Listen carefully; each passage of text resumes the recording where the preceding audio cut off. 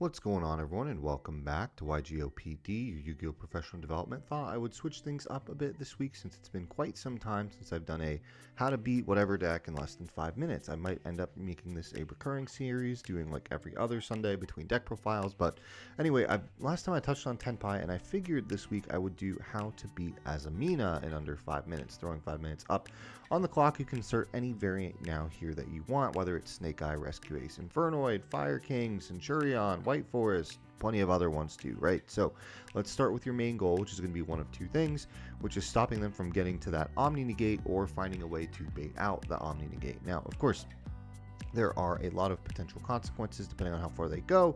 If they get free the bodies to bridge into stuff like Fiendsmith or their full combo or whatever, but we'll get to that in a little bit. But for now, let's talk through just some basic pre and post side deck options. So starting with the pre-side options, we'll hit a few hand traps as well as maybe some other tech cards that you might be maining to help deal with Azamina. For hand traps, Droll, Ghost Ogre, DD Crow, Ash Blossom Shifter, and the expensive Dominus Impulse are all cards I'd recommend that you could main if you can, that will really help deal with Azamina. Your best bet is to basically make them summon Witch by pitching a card and then pitching another card, or forcing them to use the Witch with Deception. In all those scenarios, using cards that you have there can really help. Droll, for example, stopping the additional adds that Azamina would bridge into. Ghost Ogre is really powerful as well to essentially make them lose anywhere from 1 to 2 cards just to end up popping Deception. Ash goes without saying to stop the Deception adds so they don't get hallowed Azamina, no Omni, no playing, right? If they hard drew Hallowed, then good for them, right? And then, of course, DD Crow preventing the Hallowed add back if they're shuffling back the fusion from grave, or just hitting the Hallowed outright, and then you don't have to worry about it, right, from the random Murcielago. After that, of course, Shifter just says no to everything.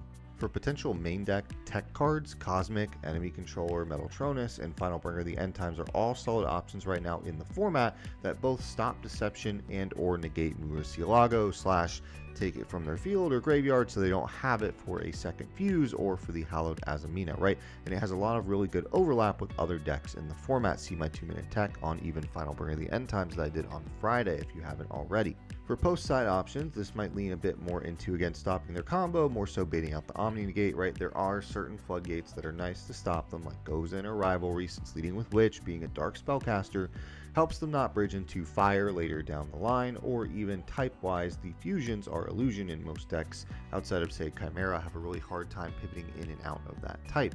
There's a few other obvious ways that you can just bait the negate, right? Imperm, Droplet, stuff like that.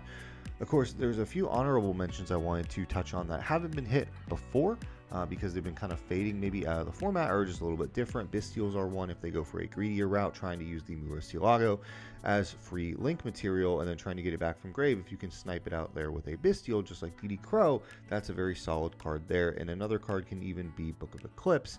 Sometimes cards like that, either earlier on or even by itself, either will force the negate or make it so they don't control, quote unquote, an Azamina monster because it's face down, and even just tearing apart a whole board if you've had a chance to bait out something like, say, Desiree in addition, can be quite the devastating card. And that's it. A bit more of a focus on Azamina directly as an engine, but it is truly everywhere right now. It's funny how powerful an engine can be, yet so fragile. I know there are dozens and dozens of other cards that I've not covered here that you can definitely mention as well in the comments, but I figured I'd touch on more of the basics because players are rightfully so in their mind that they don't want to use upwards of $500 to $1,000 just for 3 Fulalos, 3 Deception, and 3 Sinful Spoils, that is Deception, right? 3 Impulse, obviously, in a deck that will probably vanish in a few months. But yeah, let me know what techs you guys like right now against Azamina, and I will see you all next week.